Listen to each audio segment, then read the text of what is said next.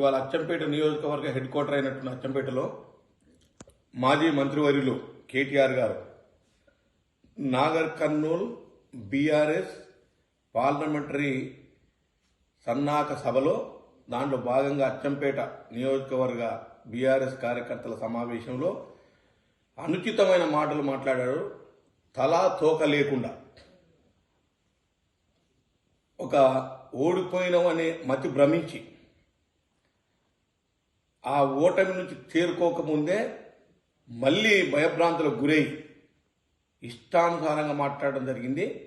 దీన్ని మేము పూర్తిగా ఖండిస్తా ఉన్నాం. రేవంత్ రెడ్డి గారు ముఖ్యమంత్రి అని ముందే తెలిస్తే 30 సీట్ల కన్నా ఎక్కువ రాకపోయి ఉండేవి అని ఒక మాట మాట్లాడాడు కదా.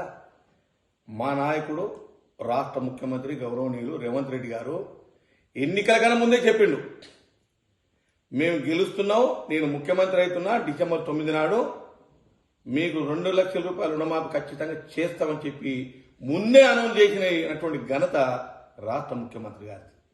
ఇవాళ రేవంత్ రెడ్డి గారు పిసిసి అధ్యక్షుడు అయిన తర్వాతనే కాంగ్రెస్ పార్టీకి జవసత్వాలు వచ్చినాయి, అందరూ యాక్టివ్ అయినరు. ఇవాళ బ్రహ్మాండంగా కాంగ్రెస్ పార్టీని ఒక స్థాయి నుంచి ఒక ప్రభంజనం సృష్టించే విధంగా వారి నాయకత్వంలో మేమంతా పనిచేశాం. ఇది రేవంత్ రెడ్డి గారి క్రెడిటే. ఆయన ముఖ్యమంత్రి కావటం తెలంగాణ రాష్ట్ర ప్రజల అదృష్టంగా భావిస్తూ ఉన్నారు. ఎందుకు అదృష్టంగా భావిస్తున్నారంటే తెలంగాణ రాష్ట్రాన్ని పూర్తిగా లూటి చేశారు.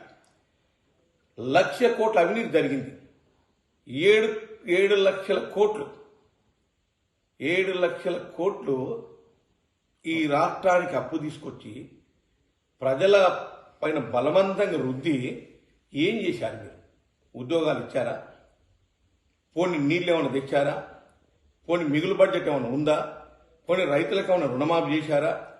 ఇంటికో ఉద్యోగం ఏమైనా ఇచ్చారా? డబుల్ బెడ్రూమ్ ఏమైనా ఇచ్చారా? దళితుని ముఖ్యమంత్రి ఏమైనా చేశారా? దళితుల 3 ఎకరాల భూమి ఏమైనా ఇచ్చారా? ఏం చేశారు చెప్పమనండి, ఏం చేసిండ్రో.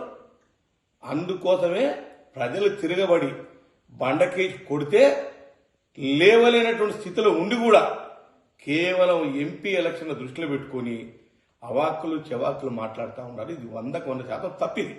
లంకె బిందె అంటారు. లంకె బిందెలు మీరెత్తకపోయారు. లంకె బిందెలో ఎక్కడున్నాయి? ప్రభుత్వ సొమ్ము, ప్రజల సొమ్మే లంకె బిందెలు. 1,00,000 కోట్ల అవినీతి జరిగింది. మీరు చేసిన నిర్వాహకం ఎటువంటిదంటే కాళేశ్వరాన్ని గొప్పగా చెప్పుకున్నారు కదా. కాళేశ్వరం కూలిపోయింది, గుండ్ల పోచమ్మ కాలువ తెగిపోయింది, Kalwakurthy lift irrigation mission pump set చెబుతున్నావు అవన్నీ పగిలిపోయినాయి, బ్లాస్ట్ అయిపోయినాయి. శ్రీశైలంలో ఒక యూనిట్ పనిచేయకపోతే 2020 నుంచి ఇప్పటి వరకు పనిచేయలేదు. ఏం చేసినట్టు మీరు గడిబీకారా? నిజంగానే మీ మీద ప్రజలకు నమ్మకం ఉంటే మళ్ళీ మిమ్మల్ని గెలిపించేవాళ్ళు కదా. ఎందుకు గెలిపించలేరు? ప్రజలు గమనించారు మీతోటి ఏది కాదు. ఇది ఈ తెలంగాణ రాష్ట్రాన్ని లూటీ చేయడం కోసమే 2 సార్లు ముఖ్యమంత్రి అయినటువంటి ఘనత కేసీఆర్కు దక్కింది. గొప్పలు చెప్పుకుంటారు కదా. దేంట్లో గొప్ప? ఏం చేసినట్టు గొప్ప? ధనిక రాష్ట్రం చెప్తా ఉన్నారు. ఎక్కడ ధనిక రాష్ట్రం వల్ల తప్పులు తెచ్చారు? ధనిక రాష్ట్రంలో ఎవరికి? ఎంప్లాయీస్కు, ఉద్యోగస్తులకు 12వ తారీఖు నుంచి 25వ తారీఖు వరకు ఆ మధ్యన పడింది ఏంటి జీతాలు. మరి డబుల్ బెడ్రూమ్ ఎందుకు కట్టేయాలి ధనిక రాష్ట్రం అని చెప్పి? ఎవరు సంతోషంగా ఉన్నారు? ప్రశ్నించే గొంతును నక్కిండ్రు, రౌడీ రాజ్యం నడిపిండ్రు, పోలీసు రాజ్యం నడిపిండ్రు. మీరు అనుకున్నది ఎట్టనుకున్నట్ట ఒక రాజరిక పరిపాలన, నియంతృత్వ పరిపాలన జరిపినటువంటి దుష్ట రాజ్యాన్ని నడిపింది మీరు. మా నాయకుని పట్టుకుని మాట్లాడతారేంటి? అచ్చంపేటలో ఇప్పుడున్న గోల బాలరాజు మాజీ ఎమ్మెల్యే ఏ రకం చేసింది? ఎన్ని అక్రమాలు చేసిండు. మళ్ళీ ఇవాళ సంసారంలాగా డెవలప్ చేసిందట. ఏం డెవలప్ చేసిండు? సీసీ రోడ్ అయితే డెవలప్మెంట్ అయినట్ట. ఒక సీసీ రోడ్ అయితే నల్లబెడితే డెవలప్మెంట్ ఏమన్నా? డెవలప్మెంట్ అంటే ప్రొడక్టివిటీని పెంచాలి. ఇరిగేషను, ఇండస్ట్రీస్, ఇన్స్టిట్యూషన్స్ ఇవి లేకుండా డెవలప్మెంట్ కాదు. గల్లీలోని సీసీ రోడ్ వేసిన సైడ్ డ్రైన్ తవ్వినంటే సిగ్గుండాలి, శరం ఉండాలి. ఓ సీసీ రోడ్డు పెట్టిన ఎమ్మెల్యే చెప్పుకోవడం. ఎమ్మెల్యే ఏం చెప్పుకోవాలి? ఇన్స్టిట్యూషన్ తెచ్చినా, నీళ్లు సాగునీరు తెచ్చినా, లేకుంటే జాతీయ రహదారి వేసినా, ఇవి ఒక కంపెనీ పెట్టినా ఇవి చెప్పుకోవాలి. దిక్కుమాలిన ఒక సీసీ రోడ్డు చెప్పుకుంటుంటే ఇంతకన్నా సిగ్గు శరం కొట్టలేదు.